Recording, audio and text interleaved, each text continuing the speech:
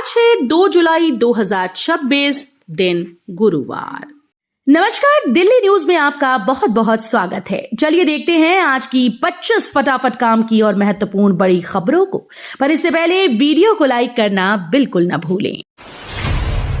दिल्ली में 2030 तक 32 लाख ईवी का लक्ष्य, रेखा सरकार ने तय किया रोड मैप। दिल्ली सरकार ने इलेक्ट्रिक वाहनों को बढ़ावा देने के लिए बड़ा लक्ष्य तय किया है। सरकार का कहना है कि वर्ष 2030 तक राजधानी की सड़कों पर करीब 32 लाख इलेक्ट्रिक वाहन होंगे।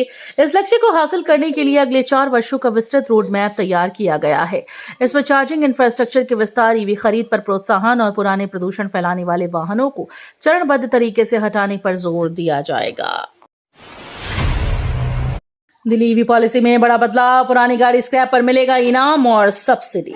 दिल्ली के इलेक्ट्रिक व्हीकल पॉलिसी में बड़ा बदलाव किया गया है। अब पुरानी गाड़ी लाओ इनाम पाओ योजना के तहत वाहन स्क्रैपिंग को बढ़ावा दिया जाएगा। सरकार ने घोषणा की है कि स्क्रैपिंग के बाद इलेक्ट्रिक वाहन खरीदने पर सब्सिडी 60 दिनों के भीतर दी जाएगी। इस कदम का उद्देश्य प्रदूषण कम करना और ईवी अपनाने को प्रोत्साहित करना है। अधिकारियों का कहना है कि इससे पुराने और प्रदूषण फैलाने वाले वाहनों की संख्या घटेगी। दिल्ली की मास्टर प्लान 4.5 साल से लंबे, दुकानदारों की बड़ी बेचैनी, जल्द जारी करने की मांग। दिल्ली का मास्टर प्लान पिछले करीब 4.5 साल से अटका हुआ है, जिससे शहर के दुकानदारों और व्यापारियों में असंतोष बढ़ता जा रहा है। व्यापारी संगठनों ने मुख्यमंत्री से सवाल किया कि आखिर ये योजना लागू कब होगी। उनका कहना है कि स्पष्ट नीति न होने से व्यापारी गतिविधियों और विकास कार्यों पर असर पड़ रहा है। दुकानदारों ने जल्द से जल्द मास्टर प्लान जारी करने की मांग की है। दिल्ली सरकार एक राष्ट्रीय चुनाव के समर्थन में, सीएम रेखा गुप्ता ने बताया समय की मांग। दिल्ली सरकार ने एक राष्ट्रीय चुनाव प्रस्ताव का समर्थन किया। मुख्यमंत्री रेखा गुप्ता ने कहा कि ये देश की वर्तमान आवश्यकता और समय की मांग है। उनके अनुसार इससे चुनावी खर्च कम होगा और प्रशासनिक कामकाज में निरंतरता बनी रहेगी। उन्होंने ये भी कहा कि बार बार चुनाव होने से विकास कार्य प्रभावित होते हैं, जिसे एक साथ चुनाव कराकर बेहतर तरीके से संभाला जा सकता है। सीबीएसई का बड़ा फैसला, 8 जुलाई तक करे आवेदन, बदली कंपार्टमेंट एग्जाम की डेट। सीबीएसई ने 12वीं कक्षा की कंपार्टमेंट परीक्षा का नया शेड्यूल जारी कर दिया है। अब ये परीक्षा 15 जुलाई की जगह 28 जुलाई को आयोजित की जाएगी। ये 8 जुलाई तक आवेदन कर सकते हैं। परीक्षा उन विद्यार्थियों के लिए होगी जो किसी एक विषय में अनुत्तीर्ण हुए हैं या अपने अंक सुधारना चाहते हैं। बोर्ड के अनुसार 2025 के कंपार्टमेंट वाले छात्र भी इस परीक्षा के लिए आवेदन कर सकते हैं। दिल्ली सरकार का प्रदूषण मास्टर प्लान लागू, 50% वर्क फ्रॉम होम और निर्माण पर रोक जैसे कदम। दिल्ली में बढ़ते प्रदूषण को नियंत्रित करने के लिए सरकार ने नया मास्टर प्लान नोटिफाई किया है। इसके तहत जरूरत पड़ने पर 50% वर्क फ्रॉम होम लागू किया जाएगा। पार्किंग क्षमता दुगनी होगी और गंभीर स्थिति में निर्माण गतिविधियों पर रोक भी लगाई जा सकेगी। योजना का उद्देश्य वायु गुणवत्ता सुधारना और ट्रैफिक दबाव कम करना है। अधिकारियों का कहना है कि ये कदम आपात स्थिति में तेजी से लागू किए जा सकेंगे। दीव में बिना अनुमति जुटने पर रोक, 72 घंटे पहले मंजूरी नियम को लेकर विवाद। दिल्ली यूनिवर्सिटी में बिना अनुमति किसी भी तरह के जमावड़े पर प्रतिबंध लगा दिया गया। नए नियम के तहत अब किसी भी कार्यक्रम या सभा के लिए 72 घंटे पहले मंजूरी लेना अनिवार्य किया गया। इस फैसले को लेकर छात्र संगठनों और कुछ वर्गों ने आपत्ति जताई है और इसे चुनौती देने की बात कही है। उनका कहना है कि ये नियम अभिव्यक्ति की स्वतंत्रता को प्रभावित कर सकता है। वसंतकुंज में गहराया पेयजल संकट, डीडीए ने टैंकर ठेकेदारों को कारण बताओ नोटिस भेजा। दिल्ली के वसंतकुंज इलाके में पेयजल संकट गहराने से स्थानीय लोगों को भारी परेशानी का सामना करना पड़ रहा है। पानी की आपूर्ति में अनियमितता और शिकायतों के बाद डीडीए ने टैंकर ठेकेदारों को कारण बताओ नोटिस जारी किया। अधिकारियों के अनुसार जलापूर्ति व्यवस्था में लापरवाही के आरोपों की चर्चा की जा रही है। वहीं प्रभावित क्षेत्रों में पानी की उपलब्धता सुनिश्चित करने के लिए वैकल्पिक इंतजाम भी किए जा रहे हैं। ड्रोन की जगह गुब्बारे से सीमा निगरानी, आईआईटी दिल्ली का एआई एरोस्टेट सिस्टम करेगा सुरक्षा मजबूत। अब देश की सीमाओं की निगरानी के लिए ड्रोन की जगह हाईटेक गुब्बारों का इस्तेमाल किया जा सकता है। आईआईटी दिल्ली द्वारा विकसित स्वदेशी एआई आधारित एरोस्टेट सिस्टम दुश्मन गतिविधियों पर नजर रखने में मदद करेगा। यह सिस्टम ऊंचाई पर लंबे समय तक स्थिर रहकर रियल टाइम निगरानी और डेटा ट्रांसमिशन कर सकता है। सुरक्षा एजेंसी के लिए यह तकनीक कम लागत में अधिक प्रभावी समाधान साबित हो सकती है। दिल्ली में 7,000 करोड़ की 8 किलोमीटर टनल, कई इलाकों की कनेक्टिविटी और ट्रैफिक होगा बेहतर। दिल्ली में ट्रैफिक जाम कम करने और कनेक्टिविटी को बेहतर बनाने के लिए करीब 7,000 करोड़ रुपए की लागत से शिव मूर्ति इंटरचेंज से वसंत कुंज तक 8 किलोमीटर लंबी टनल बनाई जाएगी। इस परियोजना से दक्षिण और दक्षिण पश्चिम दिल्ली के कई इलाकों को सीधा लाभ मिलने की उम्मीद है। यात्रा का समय कम होगा, ट्रैफिक का दबाव घटेगा और लोगों को अधिक का सुगम आवागमन मिलेगा। अधिकारियों के अनुसार ये महत्वाकांक्षी परियोजना राजधानी के सड़क नेटवर्क को आधुनिक और अधिक सक्षम बनाने की दिशा में अहम कदम होगी। समर वैकेशन के बाद खुले दिल्ली के स्कूल, तालियों और मुस्कान से बच्चों का हुआ स्वागत। समर वैकेशन के बाद दिल्ली के स्कूल एक बार फिर से बच्चों की चहल पहल से गुलजार हो गए। स्कूल्स में विद्यार्थियों का तालियों, मुस्कान और गर्मजोशी के साथ स्वागत किया गया। कई स्कूल्स ने विशेष स्वागत कार्यक्रम आयोजित किए, जिससे बच्चों का उत्साह और बढ़ गया। प्रिंसिपल्स ने छात्रों को नए सत्र के लिए शुभकामनाएं देते हुए कहा कि ये सीखने, नए अनुभव हासिल करने और आगे बढ़ने का नया सफर है। दिल्ली में उमस बनी जानलेवा, 53.5 डिग्री जैसी महसूस हुई तपिश।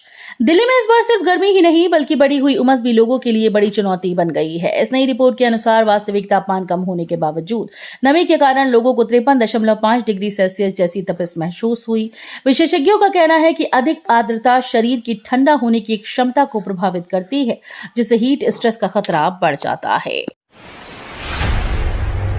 केंद्र ने दिल्ली यूपी के लिए 14,115 करोड़ की सड़क परियोजनाओं को मंजूरी, कनेक्टिविटी होगी मजबूत। केंद्र सरकार ने दिल्ली और उत्तर प्रदेश के लिए 14,115 करोड़ रुपए की सड़क परियोजनाओं को मंजूरी दी। इन परियोजनाओं का उद्देश्य दोनों राज्यों के बीच सड़क संपर्क को बेहतर बनाना, यात्रा का समय कम करना और ट्रैफिक जाम से राहत दिलाना है। नई सड़कें और एक्सप्रेसवे क्षेत्रीय विकास, व्यापार और औद्योगिक गतिविधियों को भी गति देंगे। सरकार का कहना है कि इन परियोजनाओं के पूरा होने से लाखों लोगों को बेहतर परिवहन सुविधा मिलेगी और आर्थिक विकास को नई रफ्तार मिलेगी। जंतर मंतर पर सीजेपी का धरना 11वें दिन भी जारी, सोनम वांगचुक की तबियत बिगड़ी। दिल्ली के जंतर मंतर पर सीजेपी का धरना 11वें दिन भी जारी है। इस प्रदर्शन में शामिल सोनम वांगचुक भूख हड़ताल पर बैठे हुए हैं। लगातार उपवास के कारण उनकी तबियत पर असर पड़ा है और उनका शुगर लेवल गिरने की जानकारी सामने आई है। समर्थकों और आयोजकों ने उनकी सेहत को लेकर चिंता जताई। हालांकि आंदोलनकारी अपनी मांगों पर अड़े हुए हैं। अवैध घुसपैठ पर केंद्र का बड़ा एक्शन, 9 जुलाई को अमित शाह की हाई लेवल बैठक। अवैध घुसपैठ के मुद्दे पर केंद्र सरकार ने बड़ी तैयारी शुरू कर दी है। केंद्रीय गृह मंत्री अमित शाह ने 9 जुलाई को सभी राज्यों के डीजीपी की हाई लेवल बैठक बुलाई। बैठक में आईबी, रॉ, बीएसएफ, एसएसपी और एनआईए समेत कई प्रमुख सुरक्षा एजेंसी शामिल होंगी। इनमें घुसपैठियों की पहचान, उनकी वापसी की प्रक्रिया और पूरे नेटवर्क पर कार्रवाई की रणनीति पर चर्चा होगी। सीबीएसई ने 3 भाषा नियम में दी राहत, छात्रों और स्कूल्स को मिली बड़ी छूट। सीबीएसई ने 3 भाषा नियम को लेकर छात्रों और स्कूल्स को बड़ी राहत दी। नए निर्देशों के अनुसार अब भाषा चयन में अधिक लचीलापन मिलेगा, जिससे विद्यार्थियों पर अतिरिक्त बोझ कम होगा। बोर्ड का कहना है कि उद्देश्य शिक्षा को अधिक सरल और छात्र हितैषी बनाना है, न कि अनावश्यक दबाव बढ़ाना। इस फैसले से खासकर विभिन्न राज्यों के छात्रों को फायदा मिलने की उम्मीद है। रेलवे में हिंदी को बढ़ावा, कामकाज हिंदी में, लापरवाही पर सख्त कार्रवाई की चेतावनी। रेलवे विभाग में हिंदी के उपयोग को बढ़ावा देने के लिए नए निर्देश जारी कर दिए गए हैं। इसके तहत अब अफसर और कर्मचारी अधिकतर कामकाज हिंदी भी करेंगे। प्रशासन ने स्पष्ट किया है कि राजभाषा नीति का पालन अनिवार्य होगा और लापरवाही करने वालों पर सख्त कार्रवाई होगी। इस कदम का उद्देश्य सरकारी कामकाज को सरल बनाना और आम लोगों के लिए इसे अधिक समझने योग्य बनाना बताया गया है। दिल्ली में अवैध पार्किंग जांच पर सवाल, कमेटी चेयरमैन दफ्तर के बाहर ही नियमों की अनदेखी। दिल्ली में अवैध पार्किंग की जांच के लिए गठित कमेटी की कार्यप्रणाली पर सवाल खड़े हो गए। जानकारी के अनुसार जिस चेयरमैन के दफ्तर के बाहर ये जांच की जा रही है, वहीं नियमों की अनदेखी और अवैध पार्किंग का मामला सामने आया। इस स्थिति ने नगर निगम की कार्यशैली और व्यवस्था पर गंभीर सवाल खड़े कर दिए हैं।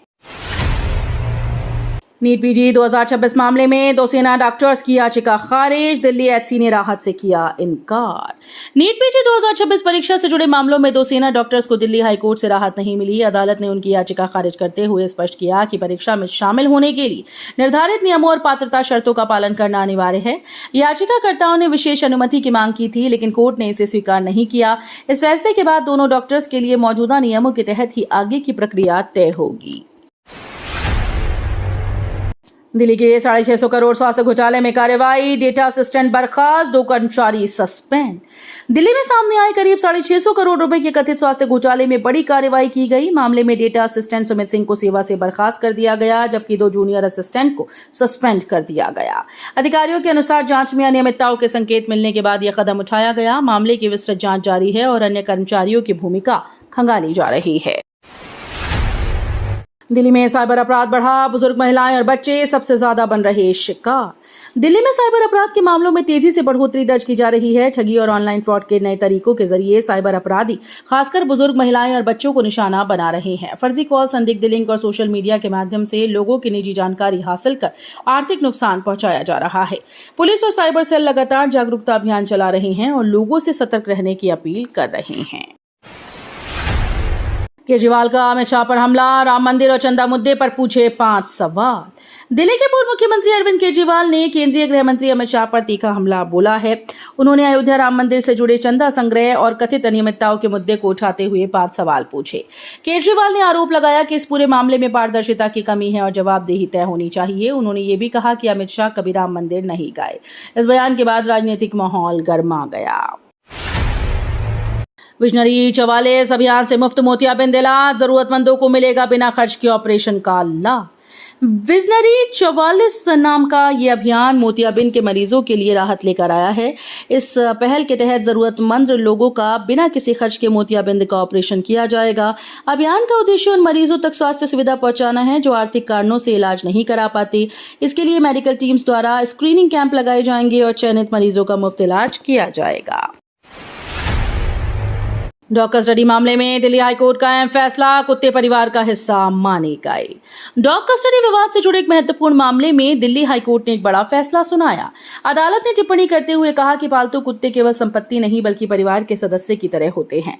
कोर्ट ने स्पष्ट किया कि ऐसे मामलों में सिर्फ कानूनी मालिकाना हक नहीं बल्कि जानवर की भलाई और उसके भावनात्मक जुड़ाव को भी प्राथमिकता दी जानी चाहिए। इस फैसले को पशु अधिकारों की दिशा में एक अहम कदम माना जा रहा है।